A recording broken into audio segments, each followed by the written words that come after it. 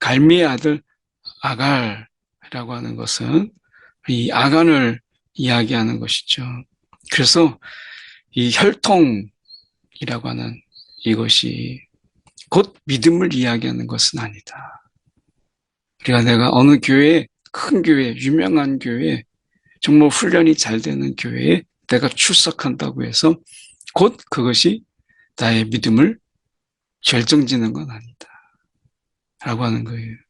그래서 저도 이렇게 직장 신호를 통해서 많은 분들을 만나지만 그 중에 이름만 대면 아는 그런 유명한 교회. 그런데 어떻게 이분이 그 교회를 다닐 수 있을까 싶을 정도로 성경에 대해서 무지하고 또 그 신앙에 대해서 지극히 이 기복적이고 하나 이런 부분들을 보게 돼요. 그래서 이 교회 출석만으로 내가 마치 그런 큰 믿음이 있는 것처럼 이렇게 생각하는 것은 정말 잘못된 것이다 라고 하는 것입니다. 이스라엘의 아들은 이러하니 르우벤과 시므온과 레위와 유다와 이사갈과 스불론과 단과 요셉, 베냐민, 납달리, 갓과 아셀이더라. 어떻게 보면 이 이스라엘의 12 이 아들은 우리가 알다시피 4명의 어머니에게서 태어납니다. 이것은 가족의 비애죠. 비극이죠. 그러니까 각각의 형제들이 배다른 형제 속에서 살아가요. 그 속에서 알력과 다툼, 시기 이런 것들이 그 안에 있는 거죠. 그렇다고 해서 우리가 보면 처음에 이 4명의 어머니에서 12명이 낳은 아들로 끝나느냐. 그렇지 않더라는 거예요. 오늘 3절에 보면 유다 지파부터 먼저 소개가 돼요. 이것은 유다 자손이 그 안에서 다윗 왕이 태어나기 때문에 그렇습니다. 특별히 이 다윗 계열의 계보는 3장에 자세하게 나오죠. 1장에서 9장까지 중에서 3장에 다윗의 계보를 넣음으로 인해서 중요한 위치에 이 다윗의 계보를 넣어두는 것이죠. 이것은 어떻게 보면 다윗이 그리고 유다가 굉장히 중심적인 위치에 있다라고 하는 것을 보이는 거예요. 일종의 편집적인 이런 메시지죠. 3절에 유다의 아들은 에르와 오난과 셀라니 이 세 사람은 가나안 사람 수아의 딸이 유다에게 낳아준 자요. 근데 맏아들을 가만히 보세요. 에르는 여호와 보시기에 악하였다. 여호와께서 죽이셨다.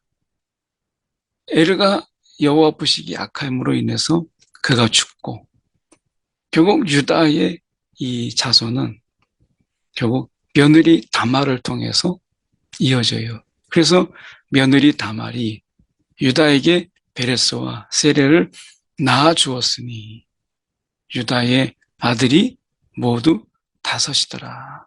이렇게 이야기하죠. 그래서 어떻게 보면 다말을 통해서 이 자녀를 낳게 되고 그리고 그 자녀들로 인해서 대가 이어지는 것을 보게 돼요. 어떻게 보면 우리가 이 형편없는 이 가족사죠. 그럼에도 불구하고 하나님께서 이 유다를 통해서 다윗의 계보가 이어지게 하시는 것을 보게 돼요. 이것은 유다 지파가 다른 지파보다 뛰어나거나 탁월한 게 아니라 이건 하나님의 전적인 은혜다. 하나님의 전적인 은혜다. 자격을 논할 이런 게 없어요. 그냥 하나님의 전적인 은혜다. 라고 하는 것을 우리가 보게 돼요. 좀 건너가서 우리가 보면 이 베레스의 아들은 헤스론과 하물이요. 세라의 아들은 시므리와 에단과 헤만과 갈골과 다란이 모두 5사람이요. 이 갈미의 아들은 아갈이니 그는 진멸시킬 물건을 범하여 이스라엘을 괴롭힌 자이며 이렇게 돼 있어요. 여기서 갈미의 아들 아갈이라고 하는 것은 이 아간을 이야기하는 것이죠. 그래서 이 혈통이라고 하는 이것이 곧 믿음을 이야기하는 것은 아니다.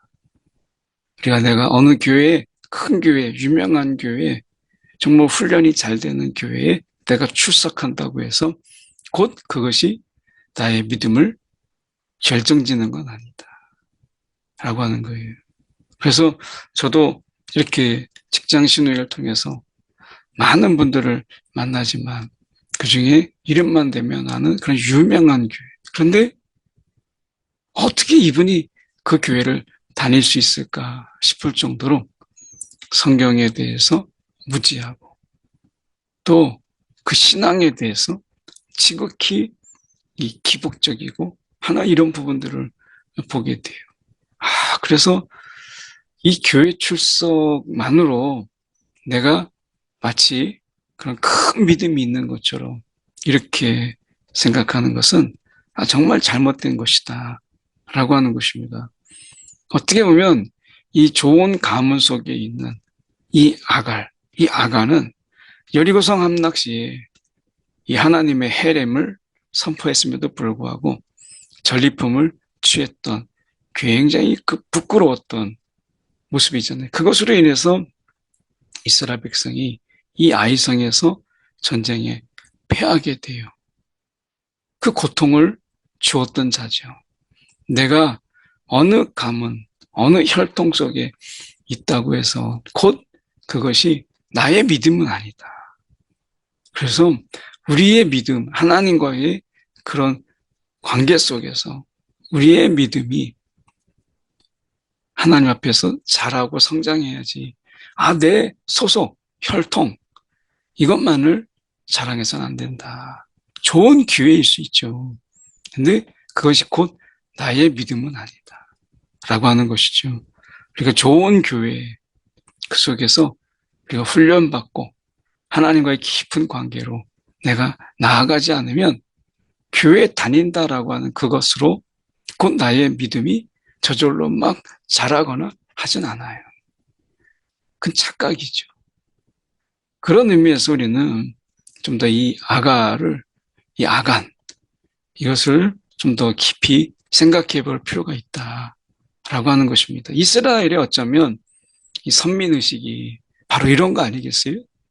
하나님과의 관계 속에서 하나님 말씀을 귀 기울이며 내가 잘못되고 곁길로 나가고 있는 부분들을 수정하고 고치고 하나님 앞에 더 나아가려고 애써야 되는데 그런 것 없이 하나님 날 택해 주셨어. 우린 절대 망하지 않아. 무슨 짓을 해도 라고 하는 이런 부분들 속에서 그들은 자멸할 수밖에 없었죠. 오늘 말씀에 우리가 보면 13절에 건너가서 보면 이새는 맏아들 엘리압과 둘째로 아비나답과 셋째로 시므아와 넷째, 다섯째, 여섯째, 일곱째 때 다윗이 나와요. 그런데 우리가 사무엘상 16장에 보면 이새가 8의 아들이 있었고 다윗은 8째 아들이라고 나옵니다. 근데 여기서는 7째라고 나와요. 이것은 이 6째와 다윗 사이에 그러니까 6째와 이 다윗 그 사이에 이름을 알 수 없는 7째 아들이 있었는데 그 이름이 불분명하죠. 근데 일찍 죽었기 때문에 다윗이 7째로 소개가 된 것이 아니냐 이렇게 추정되고 있어요. 그래서 성경이 오류라기보다는 지금 이 6째와 그 다윗 사이에 하나가 있는데 그가 일찍 죽지 않았을까. 그래서 8째였던 다윗이 이 역대상에서는 7째로 소개가 되고 있다. 이렇게 우리가 추정할 수 있는 것이죠. 헤스론의 아들 갈렙이 나옵니다. 이 갈렙은 아주 단촐해요. 헤스론의 아들 갈렙이 그의 아내 야수바와 이렇게 돼 있어요. 다른 토를 달지 않아요. 그러니까 아들 갈렙 이것으로 끝나요. 우리가 생각해 볼 때 이 갈렙 특별히 언급이 없지만 그의 치적이 언급될 만한 그런 인물인데 없어요. 그런데도 불구하고 우리가 이 갈렙의 이 자손들, 그의 후손들이 어떻게 그 신앙적인 영향을 받고 있는가를 보면 19절에 훌이 나오죠. 이것은 우리가 모세의 동역자예요. 그에게 훌을 낳아주었다. 훌. 그 다음에 20장에 가면 이 부살렐이 나옵니다. 이것은 성막을 지은 인물이죠. 부살렐. 그리고 헤브론의 창건자 마레사가 42절에 나오고 베들레헴의 창건자 살마가 51절에 나옵니다. 이렇듯 이 갈렙의 믿음이 그 당대로 끝나지 않고 그 믿음의 영향력이 그의 자손들에게 흘러가는 것을 보게 돼요. 오늘 우리가 뭐 예수 믿고 정말 신앙이 좋아도 그냥 죽으면 끝이다. 그렇지 않습니다. 그의 기도, 그리고 자녀를 위한 축복, 이런 것들이 결코 헛되지 않는다. 하나님께서 들으시고 그 자손들에게 이런 믿음의 영향이 흘러갈 수 있도록 하나님이 이끄시는 것을 보게 돼요. 오늘 우리가 우리의 자녀들을 위해서 기도하고 그들 앞에서 믿음의 본을 보이는 것 얼마나 중요한가라고 하는 것을 우리는 이 갈렙을 통해서 깨닫게 돼요.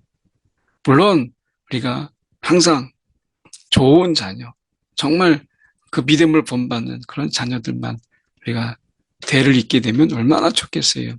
그런데 그렇지 못하더라도 우리가 하나님 앞에서 이렇게 기도하고 그 믿음의 본을 보일 때 격결로 가더라도 나중에 그 자녀들이 돌아오게 되는 것을 보게 돼요. 그걸 기억하잖아요. 그래서 우리가 이 믿음의 유산이 참 중요하다라고 하는 것을 우리가 다시 한번 생각해 볼 수 있죠. 34절로 넘어가서 보면 세사는 아들이 없고 딸뿐이라 그에게 야르하라 하는 애굽 종이 있으므로 세산이 딸을 그 종 야르하에게 주어 아내를 삼게 하였더니 그가 그로 말미암아 앗대를 낳고 이렇게 되어 있어요. 여기서 생각해 볼 때 지금 이 문제가 생겼잖아요. 아들이 없다. 그냥 딸뿐이다. 이렇게 이야기하잖아요. 그래서 그에게 이 야르하라는 애굽 종이 있으므로 그 딸을 이 야르하에게 주어 아내를 삼게 하였더니 그랬더니 그것으로 인해서 이 자녀가 후손이 있게 되는 것을 보게 돼요. 아들이 없이 죽었거든요. 그런데 이 세산도 딸만 낳아서 후사를 이을 아들이 없어요. 그러니까 지금 여라무엘의 후손 중에 셀렉과 예데엘은 아들이 없이 죽었고 세산도 딸만 낳아서 후사를 이을 아들이 없게 된 거예요. 아들이 없고 34절에 그렇게 말씀하잖아요. 이게 어떡하죠? 정말 방법이 없잖아요. 아들은 없고 이렇게 돼 있어요. 그런데 여기에서 좀 더 이 세산이라는 인물이 하나님께 더 간구했더라면 한나처럼 또 하나님께서 어떻게 하셨을까 이런 생각을 해보게 돼요. 굉장히 합리적이고 간편한 방법. 그래서 애굽 종을 사위로 맞아서 후사를 잇도록 했다라고 하는 이 부분을 좀 우리가 보게 되죠. 근데 과연 이것이 하나님의 뜻일까? 당시만 해도 이방인과 통혼을 금지한 하나님의 명령이 분명히 있었어요. 그 이방인과 통혼하지 마라 라고 하는 것. 신앙의 이 신앙을 지켜나가야 되는, 그리고 이 지금 이스라엘 백성들을 통해서 하나님께서 제사장적 나라를 삼으셨잖아요. 이런 가운데서 그때 당시 이 이방인과 통혼을 금지하는 하나님의 분명한 말씀이 있었는데도 불구하고 그들이 그냥 인간적인 방법, 그 인간적인 방법을 택한 거죠. 어떻게 보면 굉장히 합리적일 수도 있어요.